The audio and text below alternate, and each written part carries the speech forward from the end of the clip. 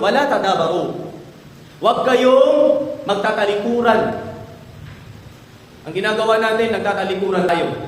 Konting diferensya, konting nagkakasagutan lamang, pagkaraan, nagtatalikuran na.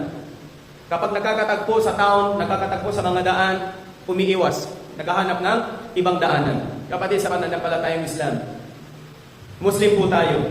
Kung tutusin, kung may nakikita kang kapatid mo Muslim, ano po ito sa atin ng Islam? Afshus salam bainakum. Ipalaganap ang salam sa pagitan ninyo. Ipalaganap ang salam, ito ang utos ng Islam. Ipalaganap, kung tutusin, maghanap ka ng Muslim at magsalam.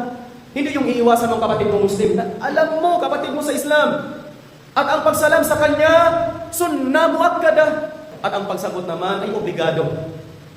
Ito dapat ang gawin natin mga kapatid sa pananampalatayang Islam. Hindi iwasan. Hindi magtatalikuran. Subhanallah.